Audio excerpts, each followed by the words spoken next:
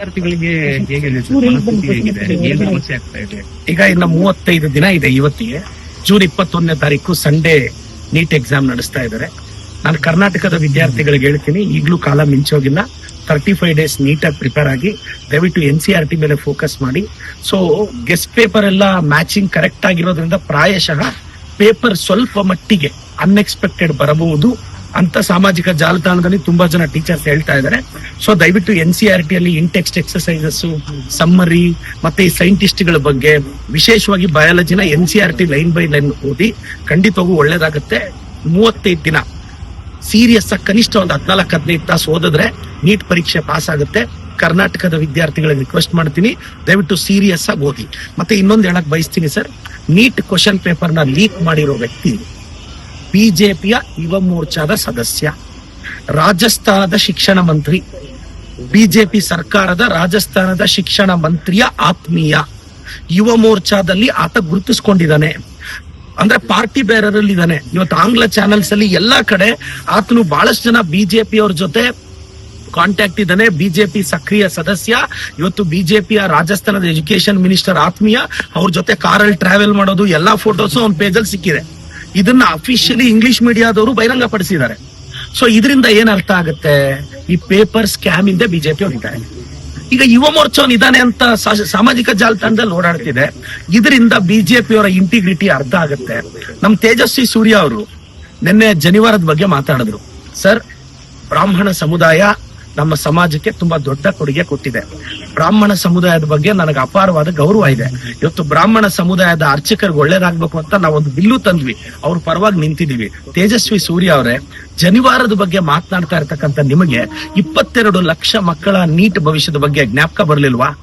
Parliament ಅಲ್ಲಿ ಬಾಯಿಗೆ ಬಂದಂಗೆ ಏನು ಬಡಾಯಿ ಕೊಚ್ಕೊಂತೀರಾ ಇಂಗ್ಲಿಷ್ ಭಾಷೆಯಲ್ಲಿ. ನಿಮ್ಗೆ ಕನಿಷ್ಠ ನಮ್ಮ ವಿದ್ಯಾರ್ಥಿಗಳು ಬೇಡ ರೀ, ಅಟ್ಲೀಸ್ಟ್ ನಮ್ ಸ್ಟೇಟ್ ಇಂದ 1,80,000 ಜನ ಮಕ್ಕಳ ಪರವಾಗಿ ಧ್ವನಿ ರೈಸ್ ಮಾಡಿಸ್ಬೇಕು ಅಂತ ನಿಮ್ಗೆ ಅನ್ಸೇ ಇಲ್ವಾ ತೇಜಸ್ವಿ ಸೂರ್ಯ ಅವರೇ? ನಿಮ್ ಇಂಟಿಗ್ರಿಟಿ ಏನೋಯ್ತು? ಅಂದ್ರೆ ಜಾತಿ ರಾಜಕಾರಣ ನೀವು ಮಾಡ್ತಿದ್ದೀರಾ ತಾನೆ? ಸಮಗ್ರತೆಯಲ್ಲಿ, ದೇಶದ ಪರವಾಗಿ, ನಾಡಿನ ಬಗ್ಗೆ ನಿಮ್ಮ ಚಿಂತೆಯಲ್ಲಿ ಜನಿವಾರದ ಬಗ್ಗೆ ಅಷ್ಟು ಬೇಗ ವಾಯ್ಸ್ ರೈಸ್ ಮಾಡೋ ನಿಮಗೆ ಇವತ್ತು ನಮ್ಮ ದೇಶದ ಮಕ್ಕಳ ಹಿತಾಸಕ್ತಿ ಮುಖ್ಯ ಇಲ್ವಾ? ರಾಜ್ಯದ ಮಕ್ಕಳ ಹಿತಾಸಕ್ತಿ ಮುಖ್ಯ ಇಲ್ವಾ? ನಿಮ್ಮನ್ನ ಯಾವ ಕಾರಣಕ್ಕೆ ಯುವಕರು ಗೌರವಿಸಬೇಕು ತೇಜಸ್ವಿ ಸೂರ್ಯ ಅವರೇ? 1000 ಜನ ನಿಮ್ಮನ್ನು ಫಾಲೋ ಮಾಡ್ತಾರಲ್ಲ. ನಾನು ಹೇಳೋದಿಷ್ಟೇ, ನೀವು ಆ ಜಾತಿವಾದದ ಮುಖವಾಡದಿಂದ ಆಚೆ ಬನ್ನಿ ಅಂತ ಹೇಳ್ತಾ ಸರ್, ಇವತ್ತಿನೊಂದು ವಿಚಾರ ನಾನು ಹೇಳಕ್ ಬಯಸ್ತೀನಿ. ಇಲ್ಲಿ ರೆಫರೆನ್ಸ್ ಬಂತು, ನೀಟ್ ಬಗ್ಗೆ ಸುನೀಲ್ ಅಣ್ಣ ಆಗ್ಲಿ, ಅಶೋಕ್ ಅಣ್ಣ ಆಗ್ಲಿ, ಪ್ರಹ್ಲಾದ್ ಜೋಶಿ ಅವರಾಗ್ಲಿ ಒಬ್ರು ಮಾತಾಡ್ಲಿಲ್ಲ. ನಿನ್ನೆ ಹಿಜಾಬ್ ಬಂದ್ರೆ ಆಗ್ಲೇ ಬಾಯ್ ಬಡ್ಕೊಂತಾ ಇದಾರೆ. ನಿನ್ನೆ ರೀ, ಆರ್ಟಿಕಲ್ 25 ಪ್ರಕಾರ ನಾವು ಎಲ್ಲಾ ಧರ್ಮಗಳನ್ನ ಗೌರವಿಸ್ತೀವಿ. ಹಿಜಾಬ್ ಮುಸ್ಲಿಂ ಸಂಪ್ರದಾಯದ ಹೆಣ್ಣು ಮಕ್ಕಳ ಆತ್ಮಗೌರವ. ಅವ್ರು ಹೆಣ್ಣು ಮಕ್ಕಳ ಗೌರವವನ್ನ ಕಾಪಾಡಿದೀನಿ. ಇವತ್ತು ಮುಸ್ಲಿಂ ಧರ್ಮದ ಹೆಣ್ಣು ಮಕ್ಕಳಿಗೆ ನೋಡಿ, ನಿಮ್ಮ ಗೌರವವನ್ನ ನಮ್ಮ ಕಾಂಗ್ರೆಸ್ ಸರ್ಕಾರ ಕಾಪಾಡಿದೆ. ಅದ್ರ ಜೊತೆ ಹಿಂದೂ ಧರ್ಮದ ಜನಿವಾರದ ಬಗ್ಗೆ ಎಲ್ಲದ್ರ ಬಗ್ಗೆ ಒಂದು ಕ್ಲಿಯರ್ ಕಟ್ ಸಂದೇಶ ಕೊಟ್ಟಿದೀವಿ. ಪ್ರತಿ ವರ್ಷ CET ಅಲ್ಲಿ ಯಾರೋ ಒಬ್ರಿಗೊಬ್ರಿಗೋ ಸಮಸ್ಯೆ ಆಗ್ತಿತ್ತು. ನಾವು ಹಿಂದೂ ಧರ್ಮದ ಬಗ್ಗೆ, ರುದ್ರಾಕ್ಷಿ ಬಗ್ಗೆ ಮಾತಾಡಿದೀವಿ, ಜನಿವಾರದ ಬಗ್ಗೆ ಮಾತಾಡಿದೀವಿ. ಅದ್ರ ಜೊತೆ ಮುಸ್ಲಿಂ ಧರ್ಮದ ಸಂಪ್ರದಾಯವನ್ನ ಗೌರವಿಸಿದೀವಿ. ಬಿಜೆಪಿ ಅವರು ಒಬ್ರು ಕೂಡ ಇದ್ರ ಬಗ್ಗೆ, ನೀಟ್ ಬಗ್ಗೆ ಮಾತಾಡೋ ಯೋಗ್ಯತೆ ಇಲ್ಲ. ಇನ್ನೊಂದು ವಿಚಾರ ಸರ್, ತುಂಬಾ ದೇಶವನ್ನ ಕಾಡ್ತಿರೋ ವಿಚಾರ. ಮಾನ್ಯ ಈ ದೇಶದ ಪ್ರಧಾನಿಗಳು ನರೇಂದ್ರ ಮೋದಿ ಅವರು ಅವ್ರ ಸ್ಪೀಚ್ ಅಲ್ಲಿ 7 ವಿಚಾರ ಮಂಡಿಸಿದ್ದಾರೆ. ಚಿನ್ನ ಖರೀದಿಸಬೇಡಿ ಅಂದ್ರು, ಚಿನ್ನ ರೇಟ್ ಜಾಸ್ತಿ ಆಗೋಯ್ತು. ಡೀಸೆಲ್ ಪೆಟ್ರೋಲು ಕಡಿಮೆ ಬಳಸಿ ಅಂದ್ರು. ಅವರೇನೋ ದೇವೇಂದ್ರ ಫಡ್ನಾಸಿ ಅವರು ಸೈಕಲ್ ಅಲ್ಲಿ ಹೋದ್ರು. ಒಂದೇ ದಿನ ಇವತ್ತಾಗ್ಲೇ ಕಾರಲ್ಲಿ ಹೋಗಿದ್ದಾರೆ. ಬೆಳಗ್ಗೆಯಿಂದ ನಾನು ನೋಡ್ತಾ ಇದ್ದೀನಿ. ಇವತ್ತು ದೇವೇಂದ್ರ ಫಡ್ನಾವಿಸ್ ಅವ್ರು ಸೈಕಲ್ ಅಲ್ಲಿ ಹೋಗ್ತಾರ, ಕಾರಲ್ಲಿ ಹೋಗ್ತಾರ. ಆಗ್ಲೇ ಎಸ್ಕಾರ್ಟ್. ನಿನ್ನೆ ಶೋ ಆಫ್ ಫೋಟೋಗೋಸ್ಕರ ಫೋಟೋ ಶೂಟ್ಗೆ ಹೋದ್ರು. ಈಗ ಹೇಳ್ತಾ ಇದಾರೆ ಅವರು, ಅಡುಗೆ ಎಣ್ಣೆಯನ್ನ ಕಡಿಮೆ ಬಳಸಿ ಅಂತಿದ್ದಾರೆ. ಅತಿ ಶೀಘ್ರದಲ್ಲಿ ಅಡುಗೆ ಎಣ್ಣೆ ಕಾಸ್ಟ್ ಜಾಸ್ತಿ ಆಗುತ್ತೆ. ನ್ಯಾಚುರಲ್ ಫಾರ್ಮಿಂಗ್ ಅಂತಿದ್ದಾರೆ. ಏನ್ ನ್ಯಾಚುರಲ್ ಫಾರ್ಮಿಂಗ್ ಅಂದ್ರೆ ಫರ್ಟಿಲೈಸರ್ಸ್ ನ, ಯೂರಿಯಾನ, ಡೈ ಅಮೋನಿಯಂ ಫಾಸ್ಫೇಟ್ ನ, ಪೊಟ್ಯಾಷಿಯಂ ಅಂದ್ರೆ ಪೊಟ್ಯಾಶ್ ನ ಕಡಿಮೆ ಬಳಸೋದು. ಯಾಕೆ ಗೊತ್ತಾ ಸರ್? ಇವತ್ತು ನಿಮ್ಗೆ ಗೊತ್ತಿರ್ಲಿ, ಈ ವರ್ಷ ಒಂದೇ ನಾವು 7 ಮಿಲಿಯನ್ ಟನ್ ಯೂರಿಯಾನ ರಷ್ಯಾದಿಂದ, ಬೇರೆ ಬೇರೆ ಕಂಟ್ರೀಸ್ ಇಂದ ಇಂಪೋರ್ಟ್ ಮಾಡ್ಕೊಂಡಿದೀವಿ. 5.5 ಮಿಲಿಯನ್ ಟನ್ಸ್ ಅಷ್ಟು ಡೈ ಅಮೋನಿಯಂ ಫಾಸ್ಫೇಟ್ ನ ಇಂಪೋರ್ಟ್ ಮಾಡ್ಕೊಂಡಿದೀವಿ.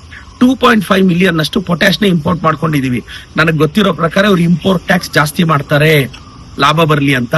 ಅವಾಗ ರೇಟ್ ಜಾಸ್ತಿ ಆಗುತ್ತೆ, ಇವ್ರ ಸಬ್ಸಿಡಿ ಕಾಸ್ಟ್ ಜಾಸ್ತಿ ಆಗೋಗುತ್ತೆ. ಆಗ ರೈತರ ಹೊಟ್ಟೆ ಮೇಲೆ ಹೊಡೆಯೋದಿಕ್ಕೆ ಕೇಂದ್ರ ಸರ್ಕಾರ ರೆಡಿ ಆಗಿದೆ. ನೋಡಿ ಯಜಮಾನ್ರೆ, ಎಲ್ಲ ರೈತರಿಗೆ ಹೇಳ್ತೀನಿ, ಫರ್ಟಿಲೈಸರ್ಸ್ ಬೆಳೆ ಅತಿ ಶೀಘ್ರದಲ್ಲೇ ಅದ್ರ ಬೆಲೆ ನೀವು ರೈಸ್ ಮಾಡ್ತಾರೆ. ಎಲ್ಲ ಕರ್ನಾಟಕದ ಗೃಹಿಣಿಯರು, ಅಕ್ಕ ನಾವು 2,000 ಕೊಡ್ತಿದೀವಿ. ಈಗ ಇಂದಿರಾ ಕಿಟ್ ಕೊಡ್ತಾ ಇದೀವಿ ನಾವು. ಇವ್ರೇನ್ ಮಾಡ್ತಾ ಇದಾರೆ, ಅಡುಗೆ ಎಣ್ಣೆಯ ಕಾಸ್ಟ್ ಜಾಸ್ತಿ ಮಾಡ್ತಿದ್ದಾರೆ. ಅಕ್ಕ, ಇದನ್ನೆಲ್ಲ ನೀವು ಮನಸ್ಸಲ್ಲಿ ಇಟ್ಕೋಬೇಕು. ನಿಮ್ ಪರವಾಗಿ ನಮ್ ಕಾಂಗ್ರೆಸ್ ಸರ್ಕಾರ ಇರೋದು. ನಿಮ್ ಪರವಾಗಿ ಪ್ರತಿ ಗೃಹಿಣಿಯ ಯೋಗಕ್ಷೇಮವನ್ನ ಅವ್ರು ಚೆನ್ನಾಗಿರ್ಬೇಕು ಅಂತ ಬಯಸೋದು ನಮ್ ಸರ್ಕಾರ. ಆದ್ರೆ ಅವ್ರು ಪ್ರತಿಯೊಂದು ಕಾಸ್ಟ್ ರೈಸ್ ಮಾಡ್ತಾ ಇದ್ದಾರೆ. ಮೋದಿ ಅವ್ರು ಹೇಳ್ತಾರೆ, ನರೇಂದ್ರ ಮೋದಿ ಅವ್ರು ಇನ್ನೂ ಮಾತಾಡ್ತಾ ಚಿನ್ನ ಖರೀದಿಸ್ಬೇಡಿ, ಇದು ಖರೀದಿಸ್ಬೇಡಿ ಅಂತಾರೆ. 5 ಎಲೆಕ್ಷನ್ ಮುಗಿಯೋವರೆಗೂ ಸುಮ್ಮನೆ ಇದ್ದು ಇವಾಗ ಏನ್ ಸರ್ ಇದಾಟ? ಜನ ವಿರೋಧಿ ನೀತಿ ತಾನೆ. ಜನ ವಿರೋಧಿ ನೀತಿ. ಕಾಮನ್ ಮ್ಯಾನ್ ಹೊಟ್ಟೆ ಮೇಲೆ ಹೊಡಿತಾ ಇದಾರೆ. ಒಂದ್ ನೀಟ್ ಎಕ್ಸಾಮ್ ನಡೆಸೋ ಯೋಗ್ಯತೆ ಇಲ್ಲ. ನೋಡಿ, ಒಬ್ಬರೇನಾದ್ರೂ ಬಿಜೆಪಿ ಅವರು ಇಶ್ಯೂಸ್ ಮೇಲೆ ಮಾತಾಡ್ತಿದಾರ? ಹಿಜಾಬ್ ಇಟ್ಕೊಂಡಿದ್ದಾರೆ. ಯಾಕ್ರಿ ಮುಸ್ಲಿಂ ಧರ್ಮದವ್ರ ಬಗ್ಗೆ ನಿಮ್ಗೆ ಅಷ್ಟು ಕೋಪ? ಯಾಕೆ ಅಶೋಕಣ್ಣ? ಯಾಕೆ ಯತ್ನಾಳ್ ಸಾಹೇಬ್ರೆ? ಯತ್ನಾಳ್ ಸಾಹೇಬ್ರೆ, ನಿಮ್ಗೆ ಏನೆಲ್ಲ ಓಪನ್ ಆಗಿದ್ಯೋ ಅದೆಲ್ಲ ಮುಚ್ಕೊಳ್ಳಿ ಯತ್ನಾಳ್ ಸಾಹೇಬ್ರೆ. ಆದ್ರೆ ನಿಮ್ ಬಾಯಿ ಮುಚ್ಕೊಳ್ಳಿ ಅಂತ 3 ದಿನದಿಂದ ನಮ್ಮ ಸಿಎಂ ಬಗ್ಗೆ, DCM ಬಗ್ಗೆ ಒಂದ್ ಹೇಳಿಕೆ ಕೊಟ್ರು.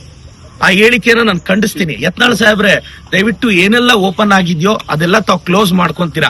ಸಹಜವಾಗಿ ನಿಮಗ್ ಬಾಯಿ ಓಪನ್ ಆಗಿರುತ್ತೆ ಅಂತ ಬಯಸ್ತೀನಿ. ಏನೇನೋ ಮಾತಾಡಿದ್ದಾರೆ, ಅಂದ್ರೆ ಸಿದ್ದರಾಮಯ್ಯನವರು, DK ಶಿವಕುಮಾರ್ ಅವರು ಹಾಗೆ ಹೀಗೆ ಅಂತ ಯತ್ನಾಳ್ ಅವರು ಬಾಯಿಗೆ ಲಗಾಮಿಲ್ದೆ ಮಾತಾಡಿದ್ದಾರೆ.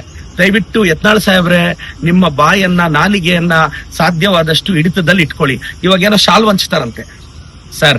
ಬಿಜಾಪುರದಲ್ಲಿ ಬಡವ್ರ ಮಕ್ಳಿದ್ದಾರೆ ಸರ್, ಟೆಕ್ಸ್ಟ್ ಬುಕ್ಸ್ ಕೊಡಿ ಸರ್, ನೋಟ್ ಬುಕ್ ಕೊಡಿ ಸರ್, ಬಟ್ಟೆ ಕೊಡಿಸಿ ಸರ್.